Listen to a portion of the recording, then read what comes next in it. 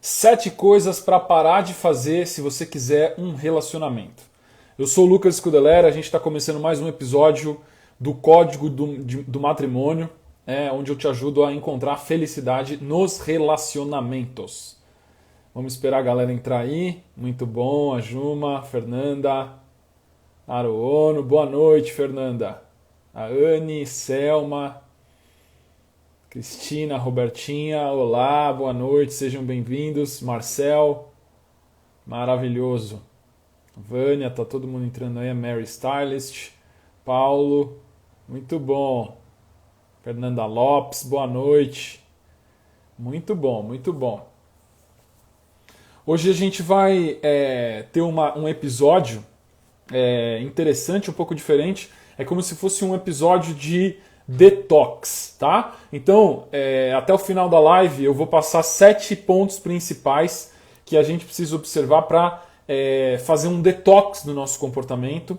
E esse detox é um primeiro passo muito poderoso, tá? Para que a gente encontre felicidade nos relacionamentos, para que a gente viva mais harmonia em nós, e aí eventualmente a gente atrai pessoas maduras também que têm esse assunto de relacionamento resolvido. Lembrando sempre, eu falo, relacionamento a gente começa trabalhando a gente, nós. Quanto melhor a gente está, quanto mais equilibrado a gente está, equilibrada, mais a gente vê pessoas equilibradas e maduras também, e a gente atrai essas pessoas. Dentro dessa premissa principal, eu vou, nesse episódio, passar as 7 coisas que a gente precisa parar de fazer, que estão sabotando os nossos relacionamentos, e a gente às vezes nem sabe, porque se transformou em um hábito, está no automático. Tá? Então, para a gente começar hoje, eu queria abordar a primeira coisa, que é por que é importante a gente aprender a parar de fazer certas coisas. E tem 2 principais motivos para isso. Tá?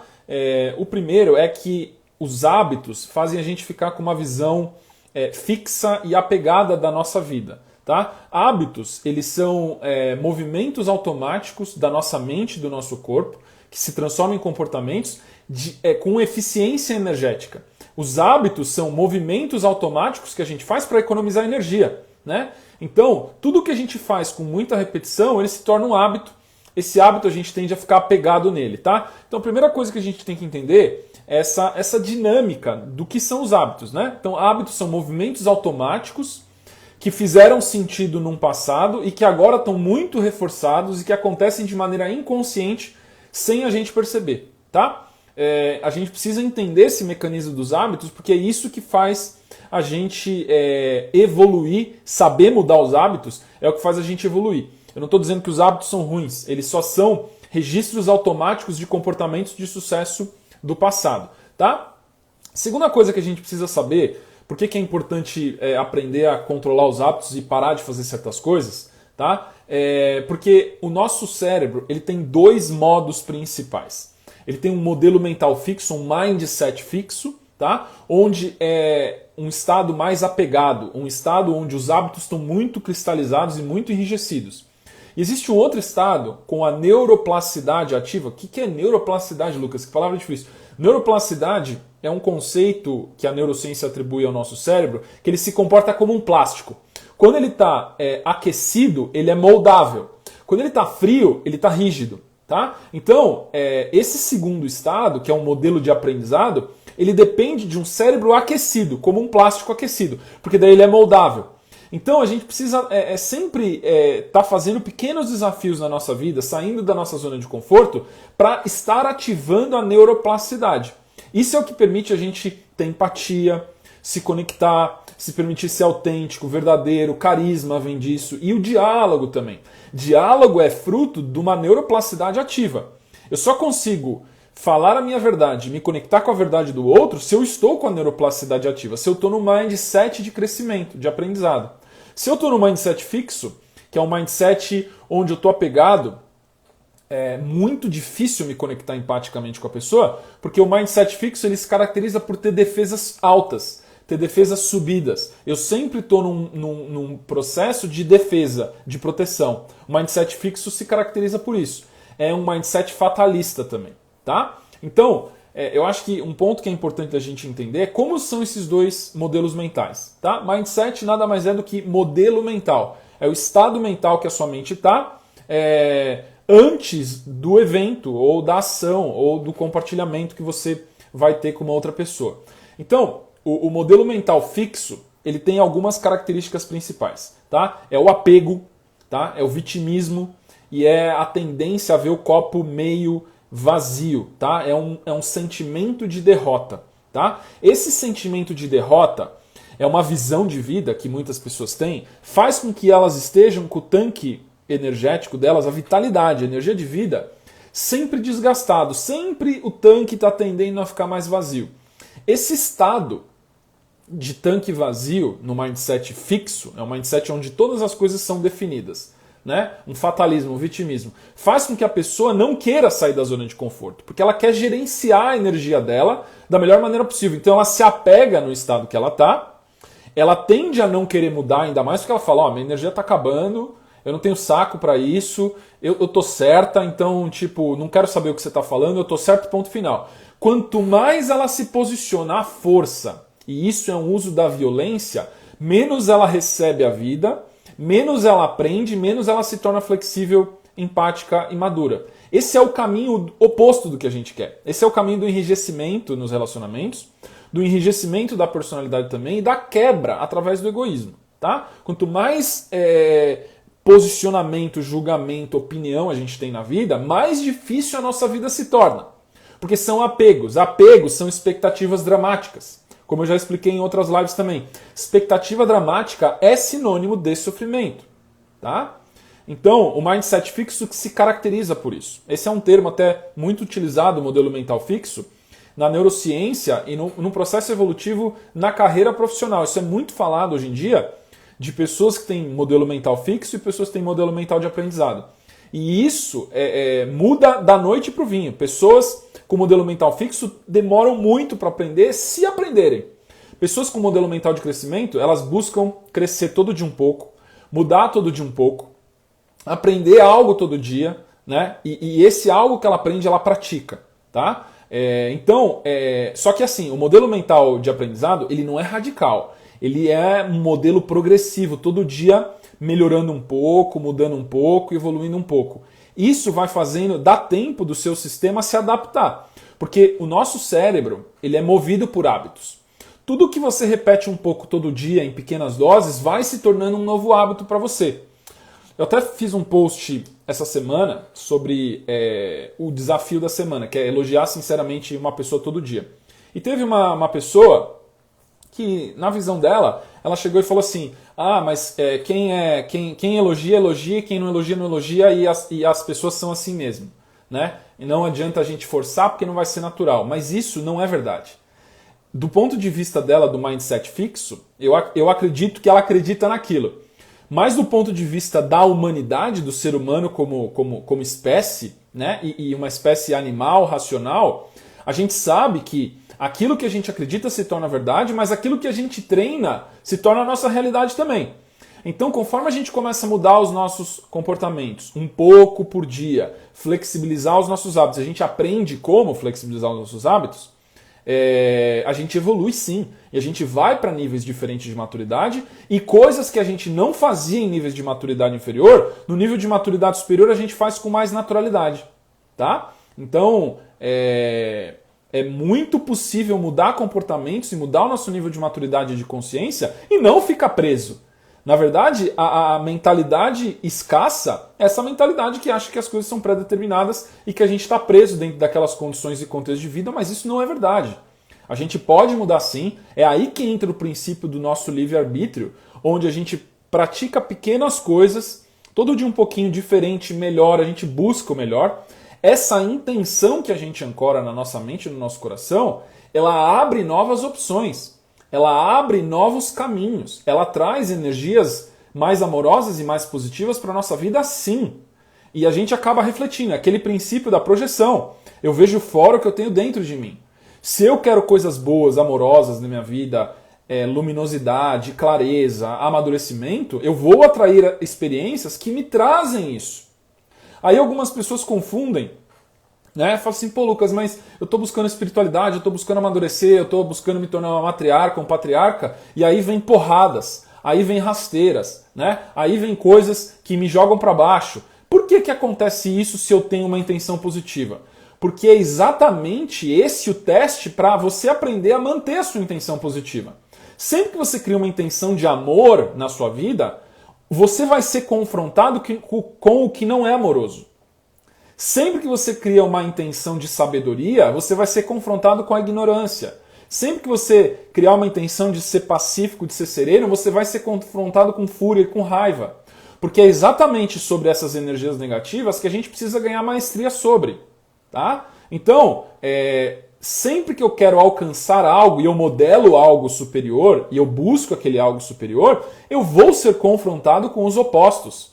Evolução e maturidade espiritual é assim, é confronto de opostos, tá? Então, continua, seu caminho está correto, sua intenção está correta, apenas enfrente com coragem esses desafios, tá? Isso é o mindset de crescimento. É gostar de desafio, é gostar de crescimento e se abrir para os desafios e aprender com eles, tá bom?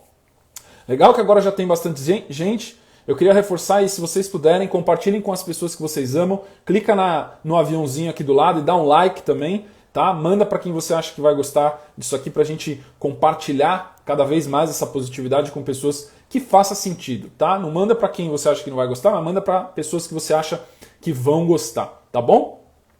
Muito bom.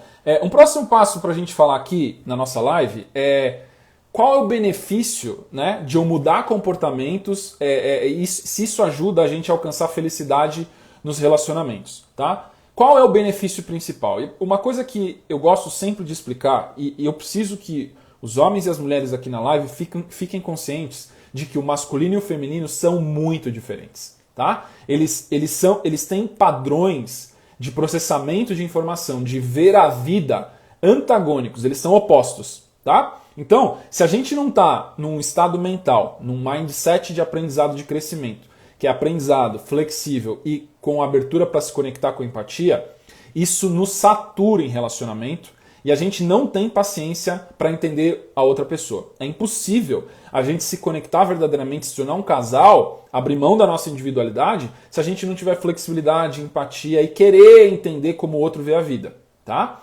Então, pessoas apegadas, pessoas que não são flexíveis, não são abertas ao novo, elas tendem a ter muito mais conflito em relacionamento do que pessoas que estão abertas. Tá?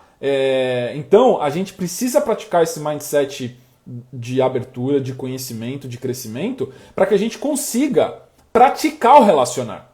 Se a gente não consegue praticar o relacionar, como é que eu vou ter um relacionamento? O relacionamento é uma prática, é um processo diário, contínuo, com o meu parceiro, com a pessoa que eu estou me relacionando nesse momento.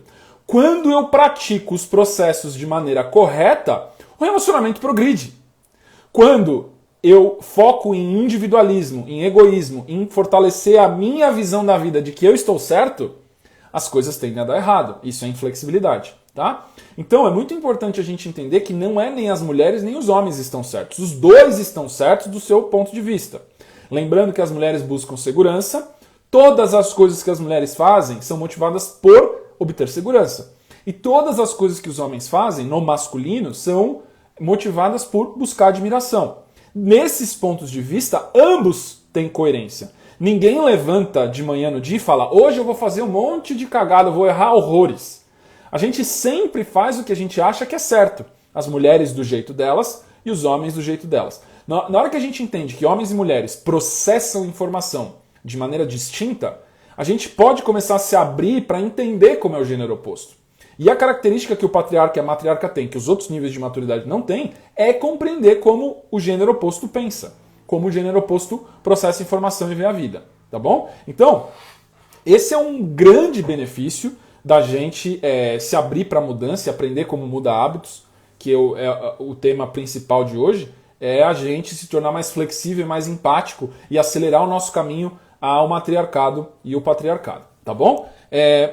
Um outro ponto que eu acho que é bem legal a gente falar é como que é nesse processo de aprendizado, de desconstrução, né, da nossa individualidade tóxica, dos nossos egoísmos, como que acontece normalmente como aconteceu comigo, como aconteceu com os meus alunos normalmente, esse processo de aprender a mudar, tá? Então, o primeiro passo que eu vejo em todos os meus alunos que obtiveram sucesso é uma intenção de melhorar e de sair da negatividade. Essa é a primeira coisa mais importante, unânime, é um denominador comum de todos os alunos que eu já atendi até hoje, que alcançaram sucesso em relacionamento. Todos queriam melhorar, todos se dispuseram a aprender e entenderam que o gênero oposto é diferente deles. Eles abriram mão de achar que estavam certos e de que tinham certezas e entenderam que o homem entendeu que a mulher é diferente e a mulher entendeu que o homem é diferente e tudo bem, não tem problema,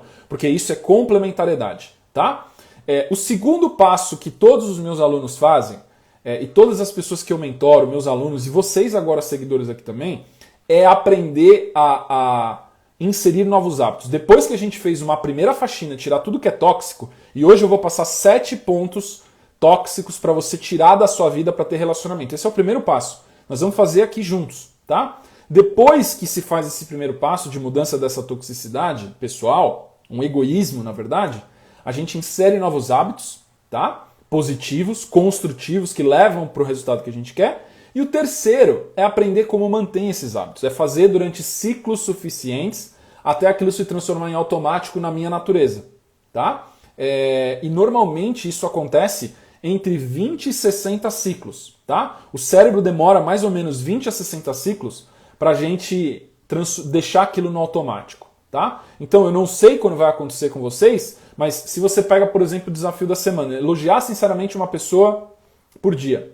Se você fizer isso por 60 dias, 60 vezes você fizer isso, lá no 61º dia, você vai estar no automático. Seu cérebro criou redes neurais e aquilo está no automático agora e você vai despender muito menos energia do que você está despendendo no começo do processo, por exemplo, hoje, tá? Então tudo que você consistentemente faz a cada ciclo vai ficando mais fácil, vai despendendo menos energia.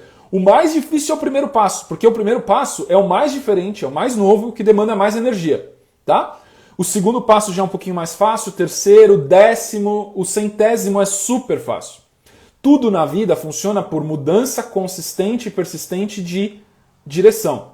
Na hora que a gente faz algo e repete sempre com consistência, isso vai se transformando em algo mais fácil e o cérebro se encarrega de fazer a eficiência energética. Então isso vai se transformando em natural, até instintivo para você, o que você pratica todo dia, tá?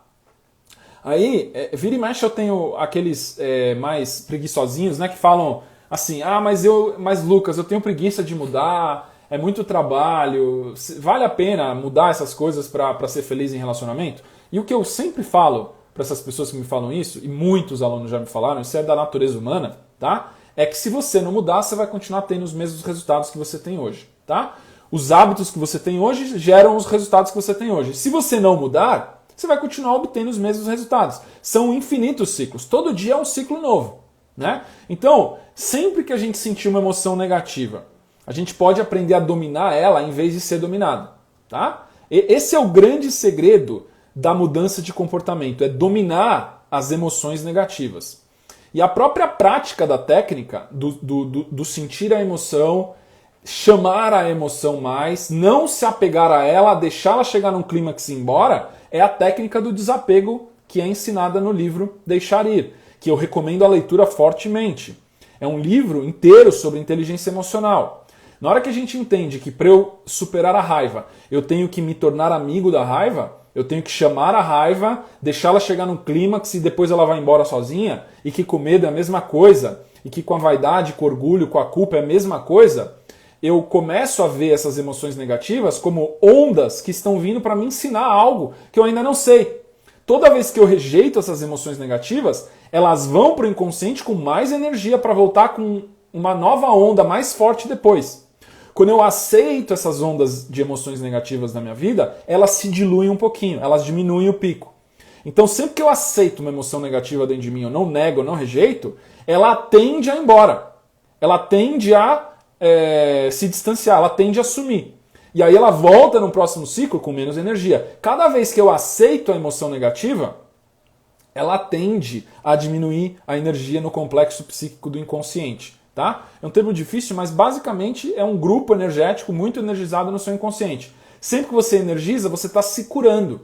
Quando você rejeita aquilo, você fala que aquilo é uma coisa errada que está acontecendo com você não deveria estar sentindo aquela emoção, ela volta para o inconsciente com mais energia, tá? E fica armazenada para vir num próximo ciclo onde você não está tão forte, você está enfraquecido, para vir te acometer de novo com aquela emoção negativa. Tá? Então, eu recomendo fortemente a leitura do livro Deixar Ir e a prática da técnica do desapego, que é exatamente isso que eu falei. Você convoca a emoção negativa que está vindo, deixa ela chegar no seu clímax, observa e aí deixa ela embora de novo. E não faz nada. Esse é um processo meditativo com a emoção. Isso vai desenergizar esses ciclos emocionais e você vai ficar mais presente e mais consciente. Algo que eu já falei, que é um comportamento muito poderoso em relacionamentos, ficar presente e consciente. Tá? Aquela perguntinha que sempre bagunça a nossa cabeça, né? E o que a gente não deve fazer na hora de tomar esse caminho, tá? E isso você é muito categórica e objetivo, que assim, você não deve dar corda para o negativo na sua vida, tá? Tudo que você dá atenção na sua vida cresce. O seu cérebro funciona por exposição. Tudo que você foca, aquilo tende a se energizar. Todas as coisas na sua vida são energizadas por consciência. Sempre que você foca e joga mais energia em alguma situação, aquilo cresce, seja positivo ou seja negativo, ou neutro. Tá? Então, se você focar no negativo, em reclamar, em criticar, em julgar, em praguejar, em amaldiçoar, todas as coisas que são negativas, você faz todas essas coisas crescerem. Isso cresce e você cria redes neurais no seu cérebro que facilita esse processo de negatividade. Tá? Então, você nunca deve fortalecer comportamentos que são de reforço do negativo quando você quer amadurecer, quando você quer evoluir, quando você quer encontrar resultados diferentes ou caminhos diferentes. Tá? Vamos então para nossas 7 coisas para a gente parar de fazer, que é tipo um detox. Tá? E que é bastante importante se a gente quer ter um relacionamento saudável e encontrar felicidade nos relacionamentos. Primeira coisa, tá? E para quem gostar, isso aqui tem correlação com os 7 chakras, ou 7 áreas da vida, os 7 níveis da vida. Tá? Primeiro ponto é a gente parar de focar só em beleza física. Tá?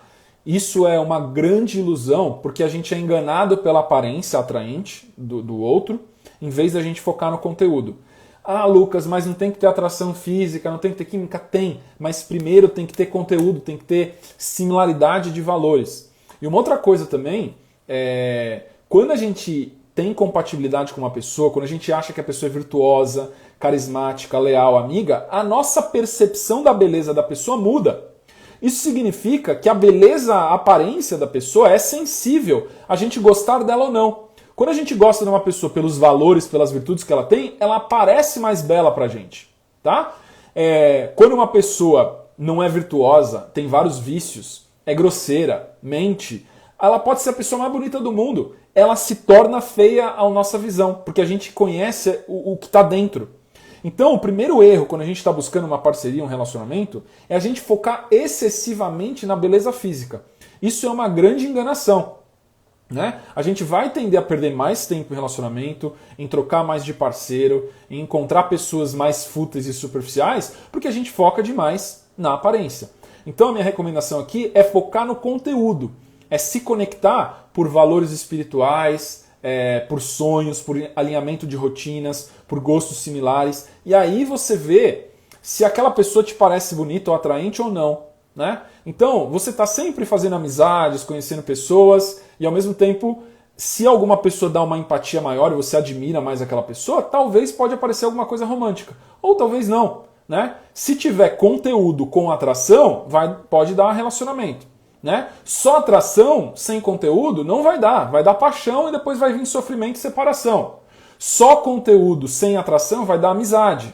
A gente precisa, para um relacionamento de sucesso, conteúdo e atração. Um dos ingredientes do matrimônio de sucesso é o casal ser melhores amigos. Né? Então a gente precisa ter o conteúdo e a gente precisa ter a atração física também. Tá? Esse é o primeiro. Então parar de focar só em beleza física. Minha recomendação para tanto homens quanto mulheres: diminua um pouco, para de buscar aquela pessoa que é nota 9, 10, que todo mundo admira, que é ator global. Para de buscar esse tipo de pessoa. Para de ficar babando o ovo para esse tipo de pessoa e busca pessoas que estão no seu convívio. Não fica buscando essas belezas de Instagram ou que estão na televisão ou na mídia, mas sim a beleza que está no seu dia a dia e no seu entorno. As pessoas são belas do jeito que elas são. Se você aprender a ver o conteúdo delas e tiver compatibilidade com você e similaridade, você vai ver elas de uma maneira mais bela e vai sentir atração também.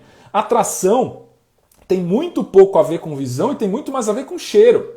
Uma coisa que poucas pessoas entendem é que tem que bater o cheiro de vocês. Na hora que vocês entenderem que a atração física, química tem a ver mais com cheiro do que com visão e com história que eles contam, aí vocês vão se permitir se conectar com perfis de pessoas diferentes do que vocês se conectaram, talvez, num passado recente ou ao longo da história de vocês, tá?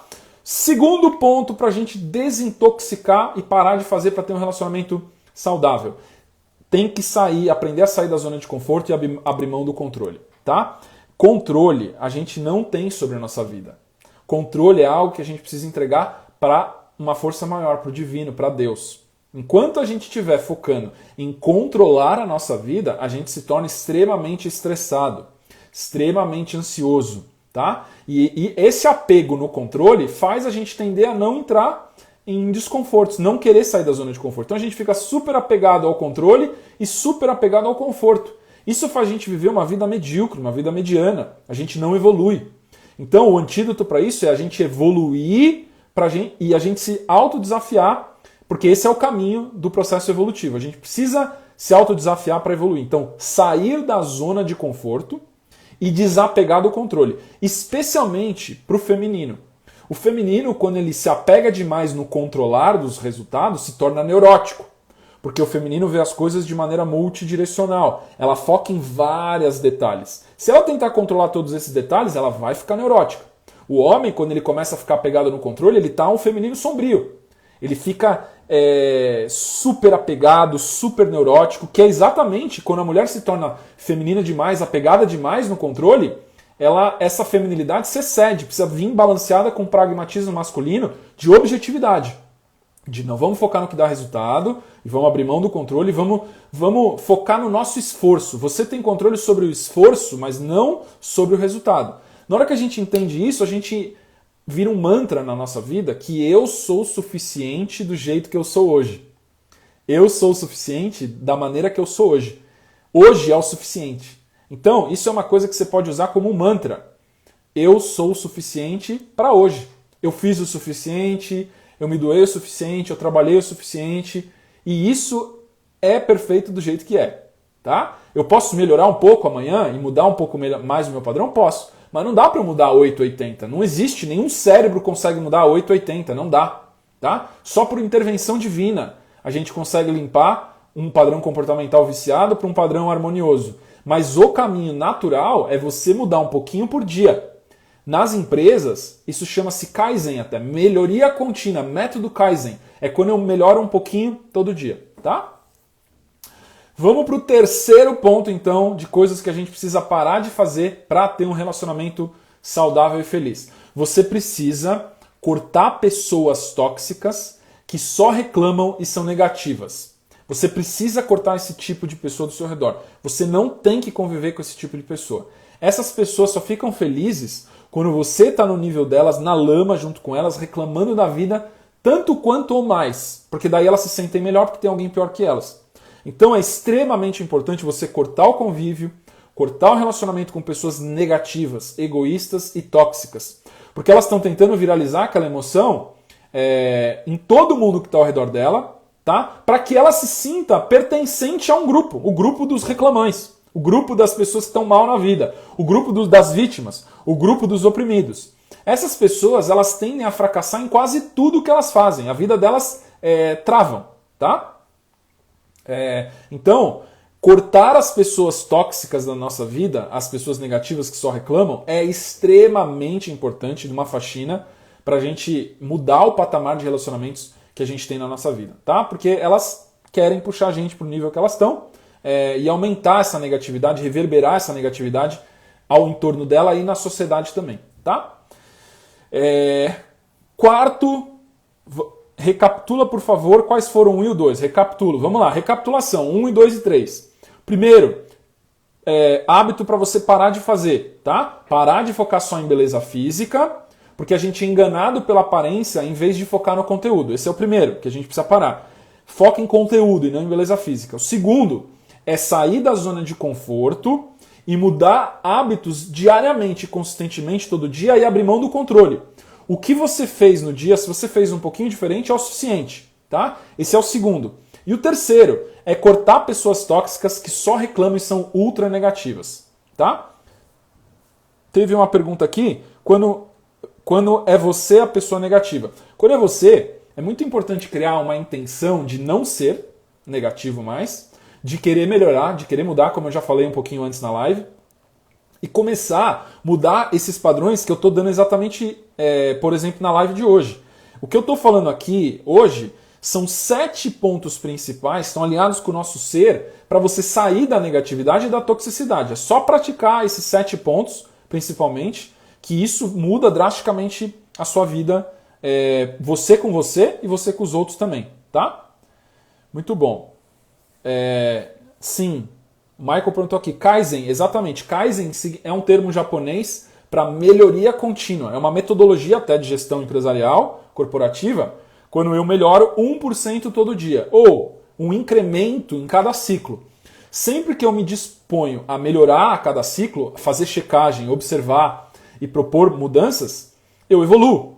As empresas evoluem assim e os seres humanos também evoluem assim, porque empresas é uma conjunção, uma cooperação de uma equipe de seres humanos. Então, se empresas evoluem dessa maneira, seres humanos também evoluem dessa maneira, tá? Então, quarto ponto que a gente precisa parar de fazer para ter relacionamentos saudáveis. Parar de reclamar que o gênero oposto é louco, ou que é preguiçoso, ou qualquer outro xingamento, tá? E que não tem homens e mulheres boas no mundo, tá? Esse é extremamente importante, porque só quando a gente entende que sim, existem pessoas maduras, sim, existem pessoas boas, eu preciso estar na convivência, no ambiente junto com elas. Eu preciso descobrir onde essas pessoas estão. E como que eu faço para descobrir onde as pessoas, homens e mulheres bons e maduros estão? Eu preciso me tornar um homem ou uma mulher maduro, uma matriarca ou um patriarca. Quando eu amadureço em relacionamentos, é natural que eu só vou querer me relacionar com pessoas no meu nível de maturidade ou mais, tá? Então, na hora que eu paro de reclamar que o gênero oposto é qualquer coisa, um xingamento, é louco, é insano, é preguiçoso, é desleal, é cachorro, não seja, na hora que eu me abro para entender como o gênero oposto pensa, aí eu consigo começar a entender onde essas pessoas estão, né? E o que eu preciso fazer para atrair uma pessoa no meu nível de maturidade no gênero oposto, tá? Então, parar de reclamar, entender que sim, essas pessoas maduras existem, mas eu preciso desenvolver a visão para conseguir vê-las. Existem muitas pessoas maduras no mundo, mas existem mais pessoas imaturas. A gente só vê as pessoas no nosso nível de maturidade ou para baixo. Por isso que parece, às vezes, se eu estou no nível de maturidade baixo, eu vou achar que está todo mundo imaturo, que é todo mundo fanfarrão, que ninguém quer nada sério, porque eu ainda estou no nível de maturidade baixo. Quando eu amadureço, me torno um homem racional, uma mulher racional, um patriarca ou uma matriarca, eu começo a ver que tem um gradiente gigante de pessoas em níveis de maturidade diferente.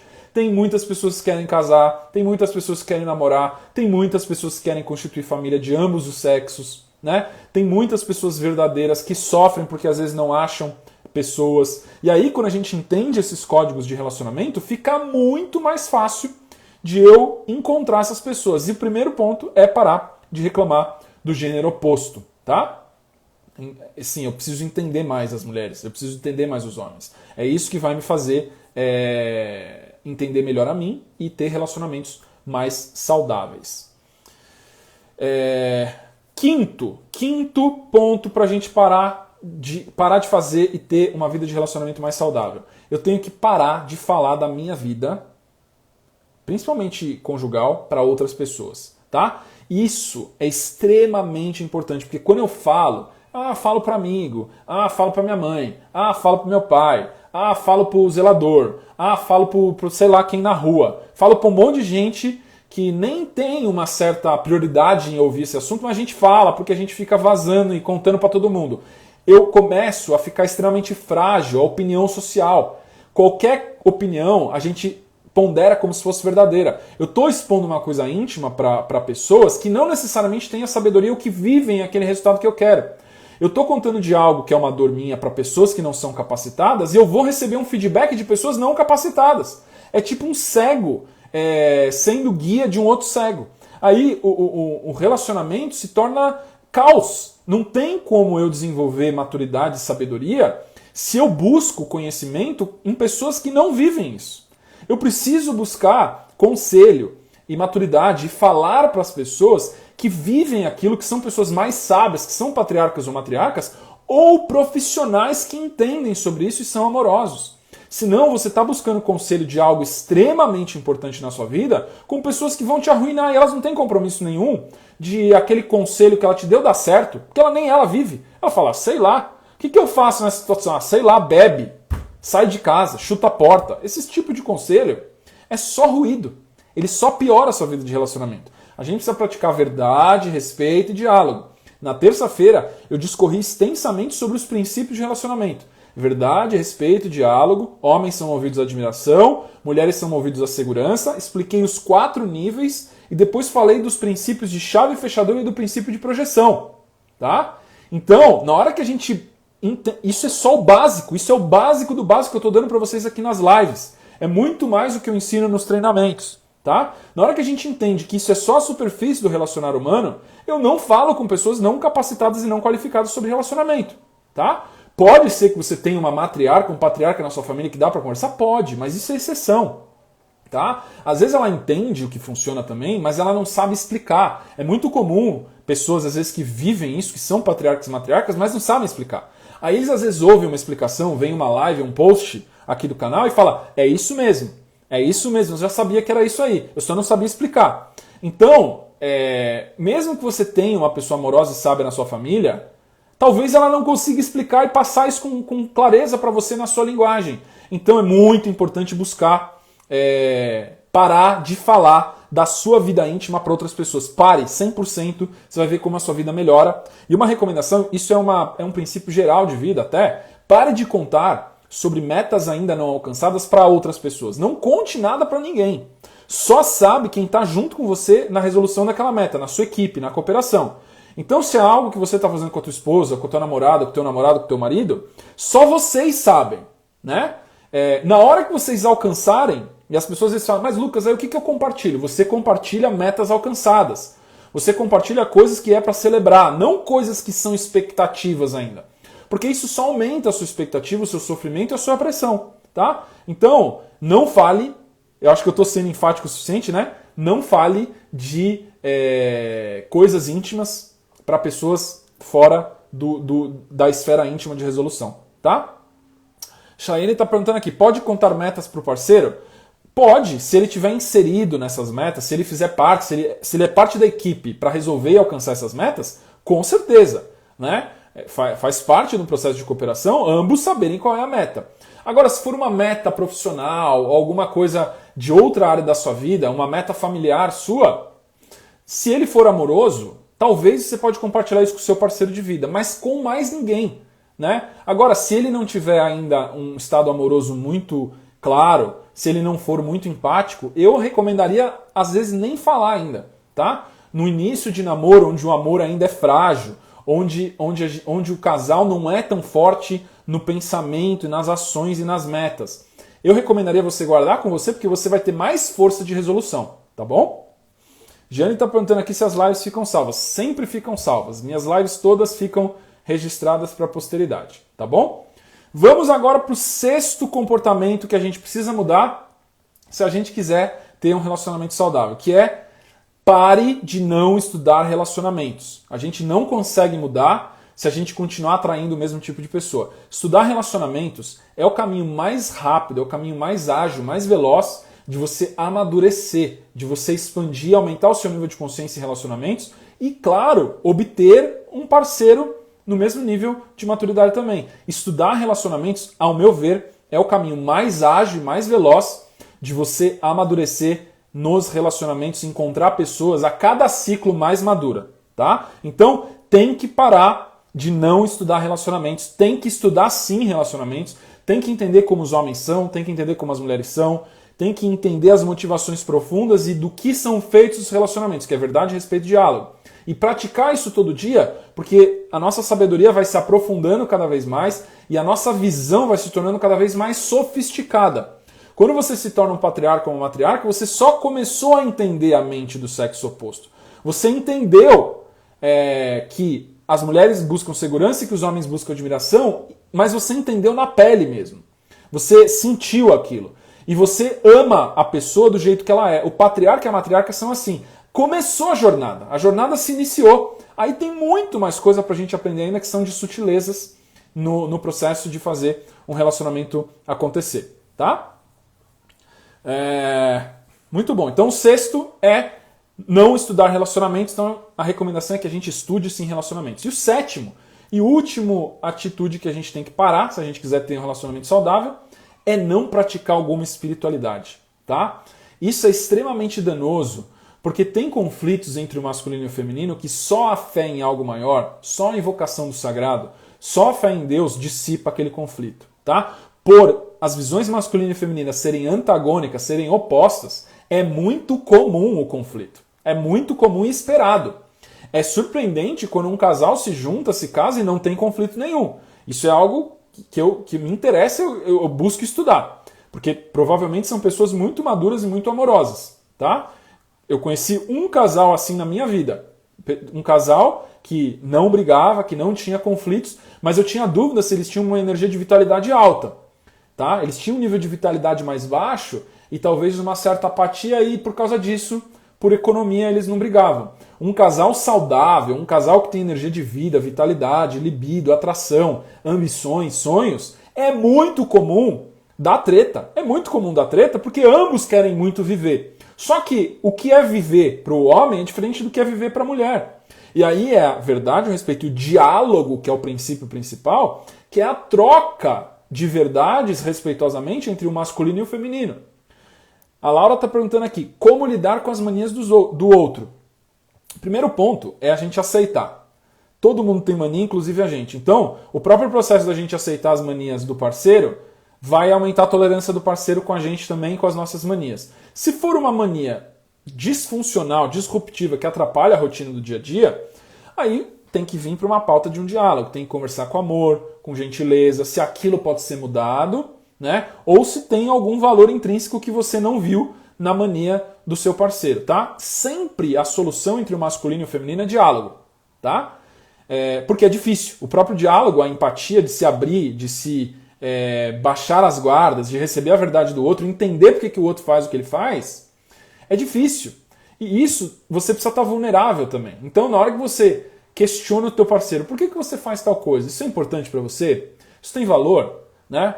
Aí, nesses questionamentos amorosos e gentis, ele vai perguntar, sei lá porque que eu faço, ou não, eu faço porque tem importância assim, assim, assim. Ou não, sei lá porque eu faço porque é um hábito, é um vício, eu tenho que parar. Dependendo da resposta dele, aí você vai poder inserir aquilo. Bom, se for um vício, você quer que eu te ajude a parar? Porque é uma coisa que às vezes me incomoda. Ou se é algo que tem muito valor, talvez você vai precisar mudar a sua visão daquilo no seu parceiro. Você vai precisar aceitar, porque se é uma coisa de muito valor para a pessoa, você vai ter que aceitar, porque ele provavelmente não vai mudar, porque é algo que ela vê valor. Né? Ou se é algo que é neutro, e ela só precisa ficar consciente para mudar, talvez só o diálogo de você trazer para a consciência aquilo, traz uma visão do seu parceiro, para ele falar assim, não, beleza, posso mudar, não tem problema, se te incomoda eu mudo.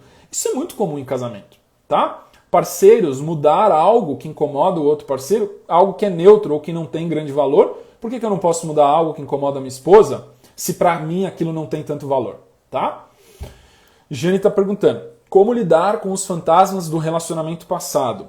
É muito importante a gente aprender a ferramenta do perdão e do desapego, tá?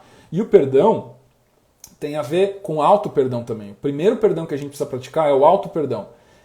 Eu não me acorrentar a minhas escolhas do passado. Eu não posso olhar para o Lucas de 1 ano atrás, de 5 anos atrás, de 10 anos atrás e achar que ele era idiota, ignorante, estúpido. Eu tenho que ver esse Lucas do passado com compaixão. Então, quando você vê o seu passado, né, a sua versão do passado com compaixão, você permite que o seu eu do passado tenha tomado as decisões que tomou, por mais doloridas que elas tiverem sido. Tá? Então, quando você aceita que o seu eu do passado fez o que achava certo e que estava buscando a felicidade da maneira como compreendia no nível de maturidade que tinha, esse processo de aceitação é auto-perdão. Tudo bem, eu não tinha naquela época a sabedoria que eu tenho hoje. Né? Não faria a mesma coisa hoje, não tomaria a mesma decisão, mas eu respeito o eu do passado, o Lucas do passado, porque eu não sabia melhor. Eu achava que aquilo daria o resultado que eu queria, mas não dá. E hoje eu sei. E eu agradeço esse Lucas do passado, porque foi por causa dele que eu aprendi o que eu aprendi hoje. Então esse processo reflexivo que eu acabei de discorrer aqui para você é como a gente lida com fantasmas do passado.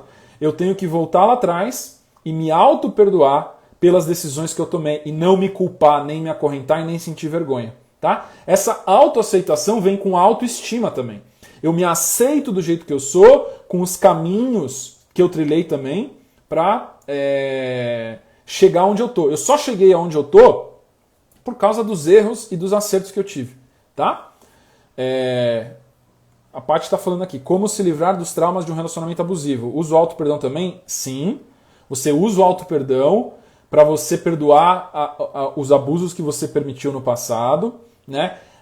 Muda o seu comportamento hoje, né? Com a sabedoria que você adquiriu, com a sensibilidade, o raciocínio, a visão que você adquiriu, você muda os seus comportamentos, a sua atitude diferente frente à vida, não aceitando mais aquele tipo de comportamento abusivo, aceitando o comportamento do eu anterior, do eu do passado, mas não do eu de hoje.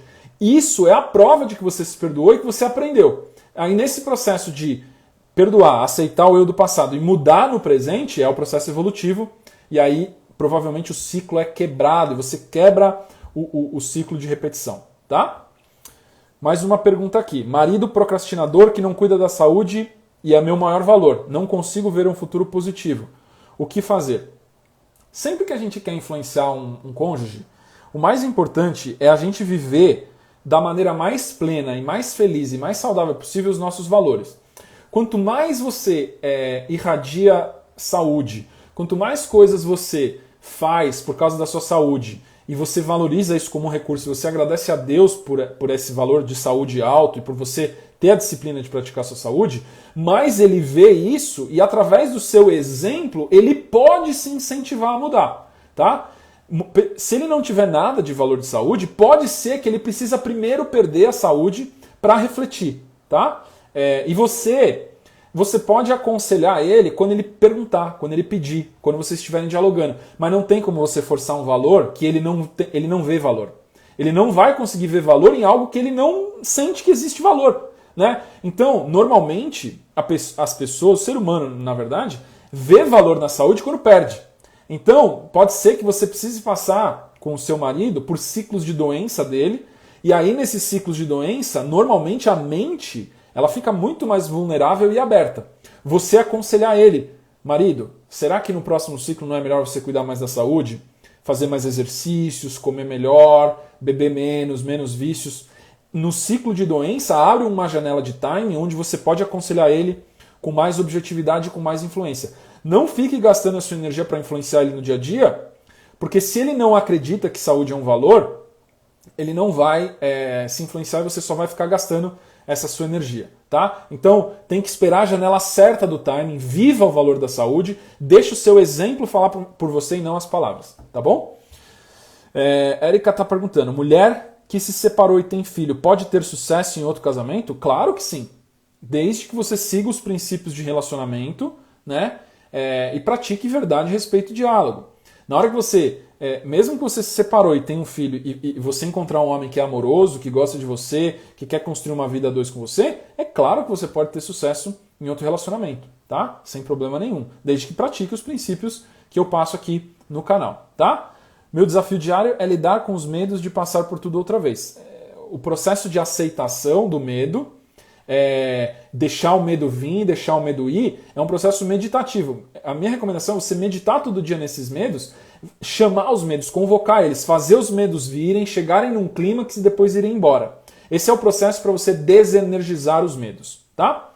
Deixa eu terminar de explicar aqui então o sétimo comportamento, que é não praticar alguma espiritualidade, porque a fé é o que dá força para um casal continuar nos momentos difíceis de conflito, e também ele é uma cola que une e protege o casal. Quando o casal tem fé no divino, em Deus, e se une por essa fé, quando a gente está num conflito muito grande, você pode invocar o sagrado e o sagrado vira um intermediador, né? Se existe fé no casamento, no casal, você tem um terceiro elemento para invocar quando vocês estiverem em apuros ou em conflitos.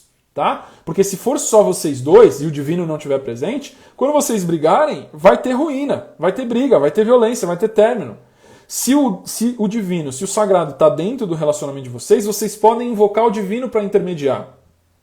E o divino intermedia muito bem o relacionamento entre o masculino e o feminino. Na verdade, ele é a cola, ele é a ponte que gera o diálogo. Tá? Então, extremamente importante praticar a espiritualidade, colocar a fé no dia a dia do casal, porque isso é uma blindagem, é uma unificação, é uma cola que faz o casal passar por momentos de dificuldade e também para amplificar a felicidade nos momentos felizes. Por isso que o casamento foi sacralizado em todas as religiões tradicionais, tá?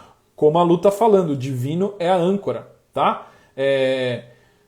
A Ana está falando aqui, ele não acredita no divino nenhum e eu sou cristã. Se ele não precisa ser um divino religioso, tá? Pode ser o divino da verdade. Se ele buscar a verdade, se ele buscar a honra, se ele buscar ser um homem melhor, você pode usar a verdade filosófica com ele, tá? Se ele não acredita em nada de Deus, em nada de religião, em nada de espiritualidade, fale com ele sobre a verdade da filosofia, sobre a hombridade, sobre a honra, sobre virtudes. Isso são maneiras mais palatáveis para o masculino, principalmente aqueles que não acreditam em religião ou espiritualidade, porque ele entende o comportamento. É um comportamento de sucesso o homem de virtude, o homem de honra, o homem de integridade. Então você pode falar sobre virtudes, sobre honra, tá? E o desenvolvimento para desenvolver sabedoria. Esse é o caminho alternativo para o homem que não aceita um diálogo sobre espiritualidade, sobre o divino. Tá bom? Maravilhoso.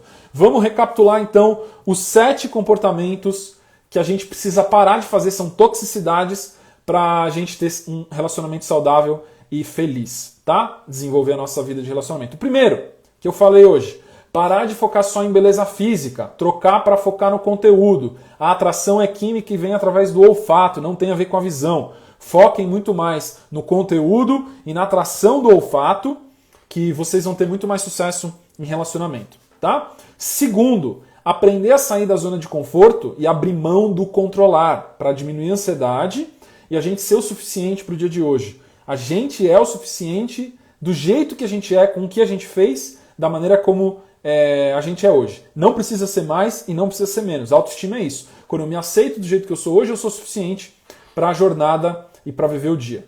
Terceiro, cortar as pessoas tóxicas que só reclamam e são extremamente negativas, porque elas só ficam satisfeitas quando a gente está no nível de consciência e de negatividade delas, tá?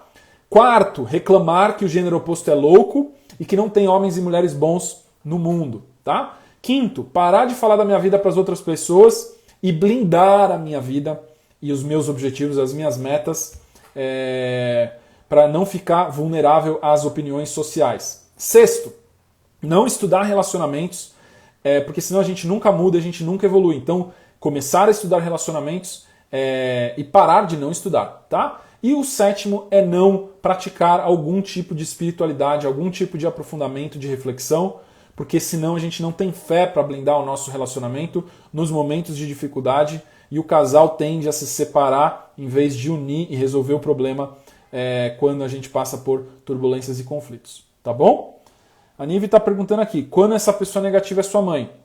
Quando você mora com ela, você vai ter que tolerar porque ainda você está sobre as regras da casa dela. Mas a primeira coisa que você tem que fazer é buscar sua autonomia, buscar mudar de casa, morar sozinha, né? E orar por ela também. Quando você pratica a positividade, quando você é uma pessoa verdadeira, autêntica, você vai energizar o relacionamento com a sua mãe também. E se isso te desgasta demais, você pode se afastar. Você tem um dever com a sua mãe, que é garantir que ela viva com dignidade, tenha comida, tenha um teto, mas você não precisa ser amiga da sua mãe. Karmicamente, você não tem nenhum vínculo de dever de ter que trazer algum tipo de conforto ou luxo para sua mãe. Se ela é muito negativa com a vida, você pode se afastar e você cumpre com os deveres, que é garantir que ela tenha dignidade, que ela viva com dignidade até o último dia de vida dela, tá bom? Ó, última dica, vai ficar salva sim, Viviane, vai ficar salva sim. Todas as minhas lives ficam salvas. Dica final, síntese final da nossa live de hoje, uma dica para a gente absorver o conteúdo em um parágrafo e uma frase é: retire todas as negatividades em relacionamento sem dó da sua visão de vida. Porque isso já te coloca num patamar de maturidade superior do que a maioria da população e você vai tender a ter resultados melhores do que a maioria das pessoas, tá? Tira todas as negatividades, principalmente essas 7 níveis que eu expliquei hoje, tá bom? Pra gente finalizar, eu quero lembrar que dia 8 de julho vai ter um webinário Segredo dos Relacionamentos, para a gente desvendar vários tipos de conflito, como que pensa o sexo oposto, como que faz para a gente harmonizar conflitos, recapitulação dos principais princípios. Tudo isso eu vou fazer nesse webinário, O Segredo dos Relacionamentos, na semana que vem, quinta-feira que vem, às 7h30 da noite. Tá? Para quem se interessar, para quem quiser, convida amigo também, entra no link no meu perfil e se inscreve. É 100% online, 100% gratuito. E nesse evento também eu vou abrir a minha turma de mentoria do Código de Matrimônio. Para quem quiser ter aulas comigo, mentoria comigo todo mês, aulas teóricas super aprofundadas, se inscreve nesse webinário. Eu vou começar nesse workshop dando várias coisas de graça e depois eu vou abrir as cadeiras para minha mentoria depois do evento, tá bom? Começa na semana que vem, dia 5 de julho, e o webinário é dia 8 de julho, na quinta-feira, às 7h30 da noite. Clica no link no meu perfil, se inscreve, a gente vê lá. Legal? Pessoal, gratidão por todo mundo que veio aqui hoje, pela atenção, pelos compartilhamentos, pelos pensamentos também. Pratiquem esse caminho do matriarcado e do patriarcado, tá? Fiquem com Deus. Um beijão no coração de vocês. Até terça que vem. Até amanhã no perfil. Todo dia eu estou postando coisas novas, mas até o próximo podcast na terça que vem, às 8 horas. Gratidão. Boa noite a todo mundo. Beijos.